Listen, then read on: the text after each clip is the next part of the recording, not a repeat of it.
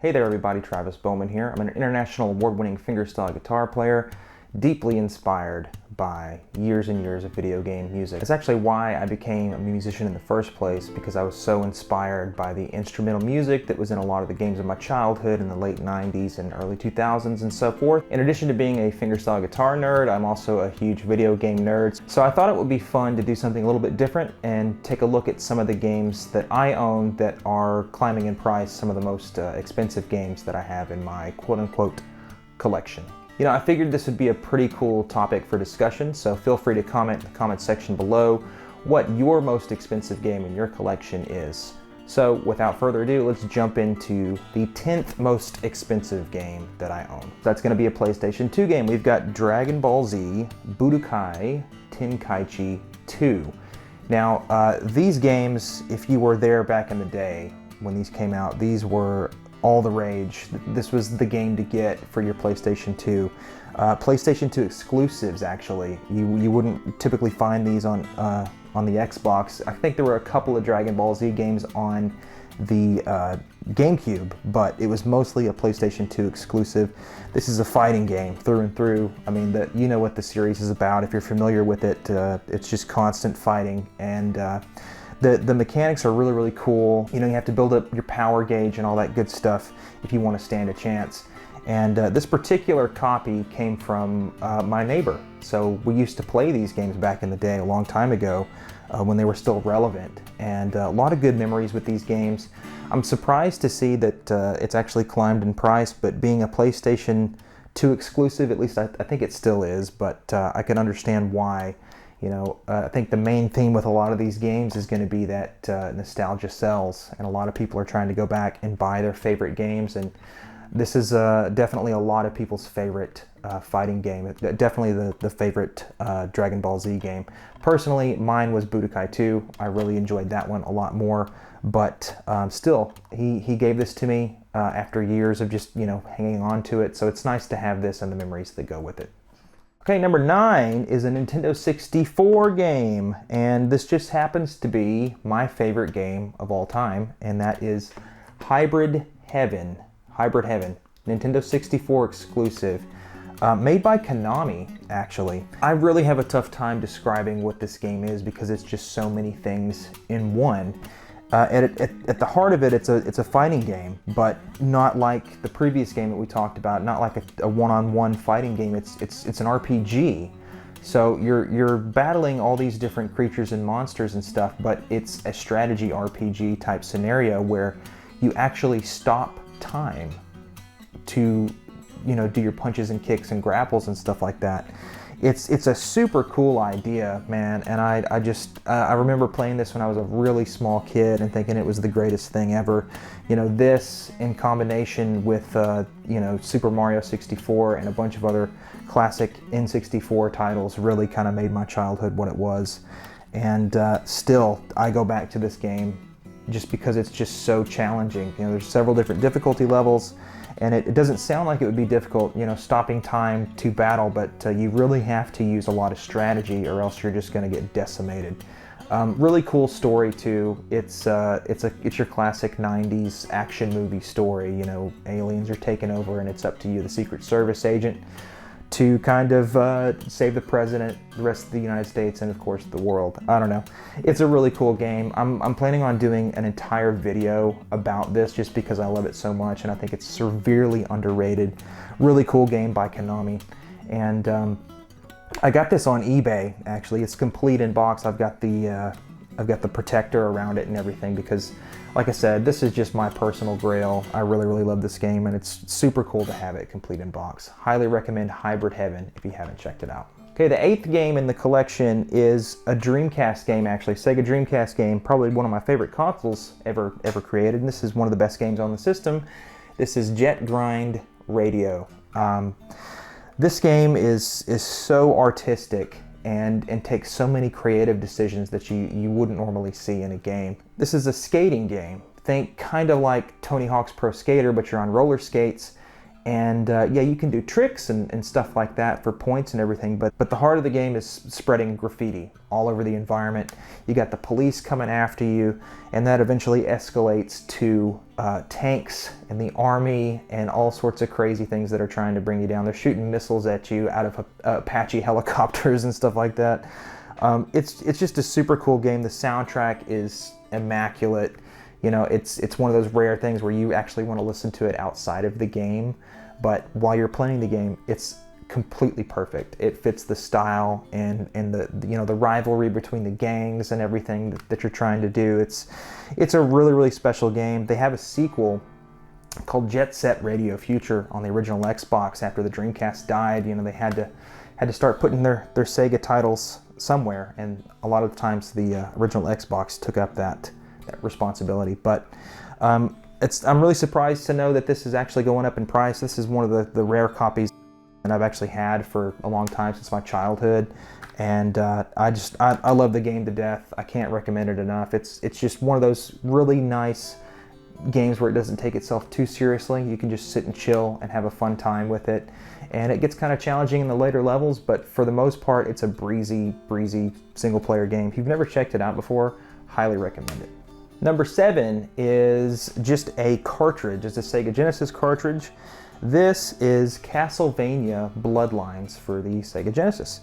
And I actually got this one recently. It's one of the more recent games that I have in this top 10 collection.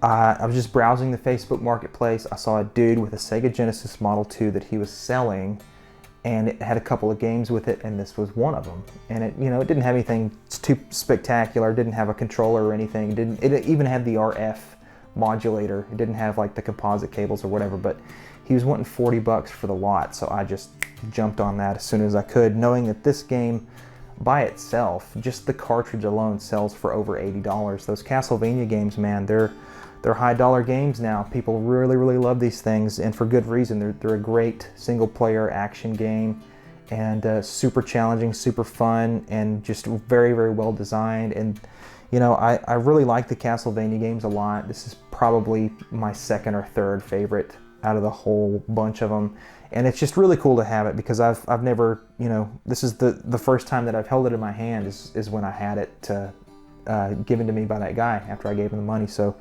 really cool to own this. I'm super happy to be able to play this on the go with a Sega Nomad and stuff too. So Castlevania Bloodlines, really cool game for the Sega Genesis. Okay, number 6, what do you know? It's another Castlevania game. This time it's on the Nintendo 64. It's just titled Castlevania. Now, this is the butt of a lot of jokes for a lot of people. A lot of people just flat out hate this game. And this was the first attempt to bring the Castlevania series into 3D on the Nintendo 64. And like Hybrid Heaven, I played the crap out of this game when I was a small kid, and I loved it, man. This was actually my very first Castlevania experience, if you can believe that. I mean, I'm 30 years old now, so when this game came out, you know, I was a really small kid with a Nintendo 64, and I remember picking this up at a Best Buy, and it was like 20 or 30 bucks back then. It sells complete in box for a lot more than that now, and this is such a big part of my childhood. And you know, as far as the game goes, is it a bad game? I don't think so. I'm in that completely opposite territory where it's like you have to stop viewing it as a Castlevania game. It's just a 3D platformer on the Nintendo 64 that bears the Castlevania name, and you know, the environments and the enemies and even the characters and stuff are still Castlevania. You just have to get past the fact that it's a pretty bad platformer on the N64. But this is one of the games that I've beaten several times over the years. I've probably beaten this game close to 15-20 times. It's one of those comfort games that you go back to, you know. And if you haven't checked it out, as long as you go into it with an open mind, you'll have a great time. It's a really good game for the Nintendo 64. And here's the first of the teeny tiny games that I've got in the collection here. So we have a Game Boy Advance title, which you probably can't see from that far away, which is why I'm throwing these close-up shots in there. But this is Pokemon Fire Red for the Game Boy Advance. Just one of those really weird cases where you have one of the world's most popular franchises, and they've got several different games, and they sold millions of copies, but for some reason they're still very rare and valuable. Not rare in the sense that you can't find them. You can definitely find them, but people still want a lot of money if they're going to sell these things. Now, this is just the cartridge, you know, and if I had it complete in box, good Lord, it would be hundreds of dollars more than what it's worth right now. And as it sits, it's probably worth around the $100 range. This game is kind of like a remake of the first generation, but you have the benefits of the third generation with the new move sets, the new battle systems, and lots of other different perks and stuff like that. So, and that's mainly why this is so desirable, is because it's the experience of the first generation with the benefits of the third. And I'm really happy to have it. It's a really cool game, and believe it or not, you don't have to have a battery in this guy. A lot of Game Boy games, particularly the Pokemon ones, need to rely on batteries, you know, those little tiny watch batteries to be able to save your game, but this is one of the rare cases where you actually don't need one of those. It has the memory built in without the use of a battery to save. So really cool game. It's up to you whether it's worth it to spend that money to get it though. Now, you know there's going to be a weird game on this list. So number 4, another Dreamcast game, Seaman, Caution Seaman. Now this is it's one of those weird games, you know, like that's really difficult to get into, really difficult to understand, but if you got the patience for it, it's a really nice experience on the Sega Dreamcast. That's why I love the console so much, is because they involve all these different peripherals and stuff, and they think of the wackiest things to enhance your gaming experience, and this game is no exception. So what is this? At the foundation, it's a pet simulator. You've got a fish in a fish tank with a human face, narrated by Leonard Nimoy. A lot of people get that confused. They think that the fish is voiced by Leonard Nimoy, but no, he's just the narrator. He's the narrator of your weird experience with this game. But the thing that really makes this stand out is the fact that it comes with a microphone in the box that you can plug into your controller. And this is complete in box. It's got the manual and the game, and as well as the microphone and the foam too. A lot of people are looking for this complete, and the most difficult thing is finding that foam, that little green foam piece that goes over the microphone. Believe it or not, that's one of the most difficult things to find about this game. But it uses the Dreamcast's internal clock to track your progress in this game, and it'll get after you if you don't visit your friend Seaman every once in a while. You'll get in trouble, and Seaman could possibly even die. So it's like a Tamagotchi in that way. It's a pet simulator. You know, you have to kind of take care of it, but it's an interesting story, and I promise you, if you've never heard of it before, and I'm explaining it right now, it's a lot different than you might think. And the controls are challenging enough to where it's not one of those games you can just fly right through. You really have to take your time with it. If you've never done that and you own a Dreamcast and you have access to a microphone, I really highly recommend that you check that out. Just because of the technology at the time, it's fascinating, at least to me, what they were able to accomplish in the year, 2000. It's really incredible how accurate that this AI is in this game, and how they learn things about you, and they remember that, and later on, hours and hours down the road when you're in the game, they will mention something that you probably forgot about that you told them. So it's, I don't know, in that aspect, for that kind of experience alone, it's definitely worth checking out, and I'm super glad to have it. This was an eBay find years ago. I actually found it on eBay for like $40, complete in the box, and I was like, yeah, I gotta jump on that, because I know that in a few years this game will probably be really difficult to find, and I was right. So super glad to have Seaman, just another weird game in the collection. All right, so now we're getting to the top 3, and the third most expensive game that I own in my collection is a game that came out in 2018, 2019-ish, and it's a game by Bitmap Bureau called Xenocrisis. Now, it's really strange that this is a desirable game that just came out. And the fact that this game is on multiple different consoles, including the GameCube. They just did a Nintendo 64 release. It's on the Sega Dreamcast, and it's on Steam as well. But this particular copy, is for the Neo Geo CD. And if you know anything about Neo Geo stuff, you know that we're talking money.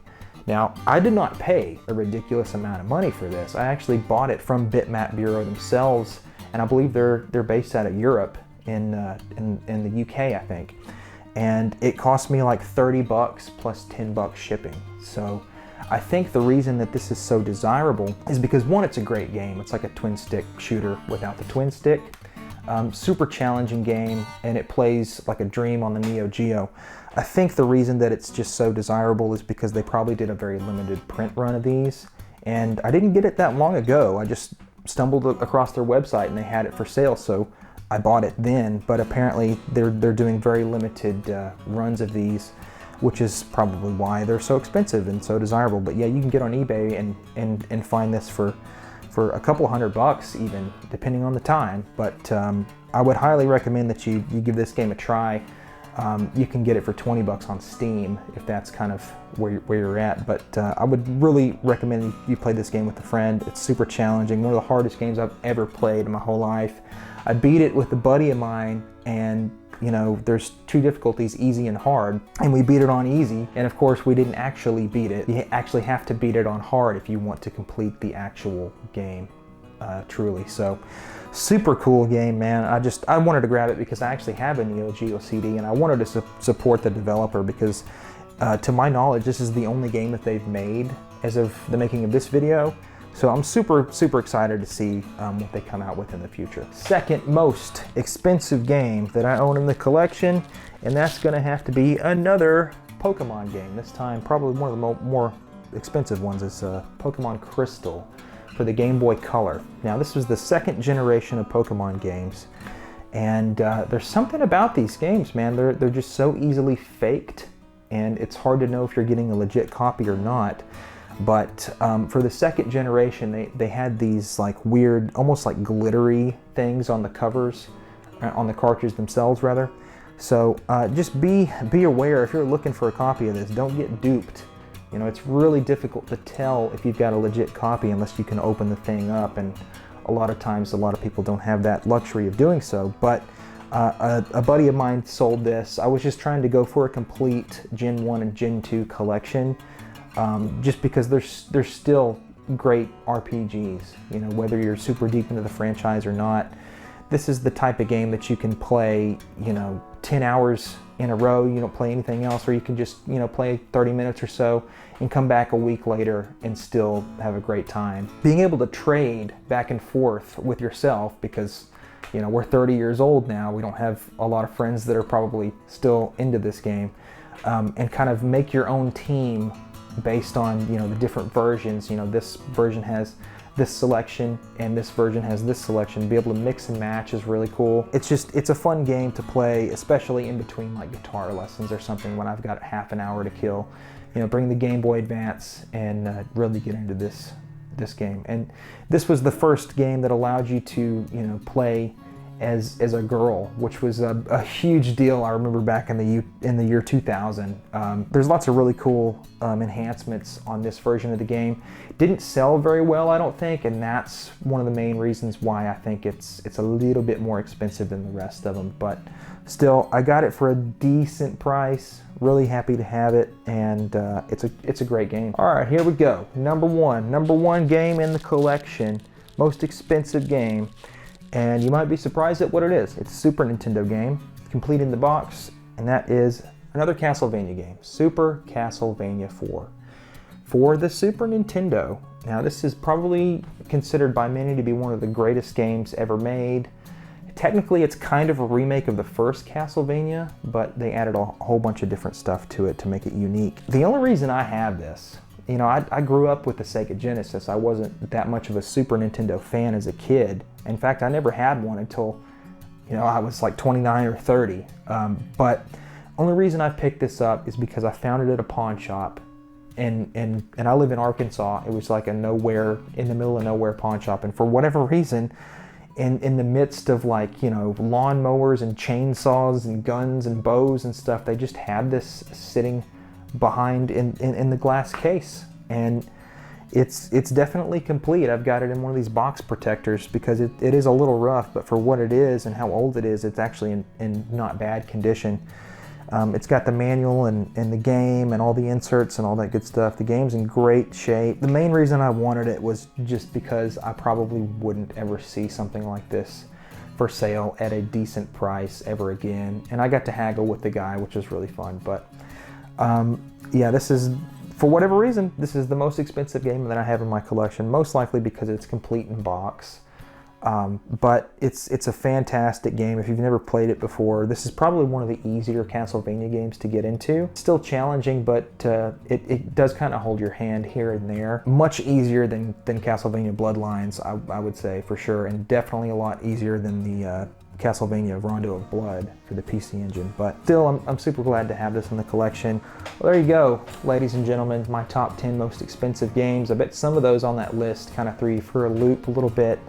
But it's weird how games tend to fluctuate in price, like they go up and they go down. That depends on a number of different factors. It's a really interesting hobby to get into. I'm super glad to have these games. Some of them I've had since I was a kid, some of them I got more recently, but you know, I figured this would be a fun video. So I hope you guys really enjoyed it. I'm really excited to hear what you guys think in the comments section below. I'm really looking forward to hearing what game in your collection is worth the most money, and which game in your collection is the most meaningful to you. That's probably the most important thing, right? It's not that these games are expensive and, oh, look at me, I spent a bunch of money on some video games. It's more like, you know, I don't know if you noticed, but most of these games are games that really mean something to me and really were a big part of my childhood and upbringing.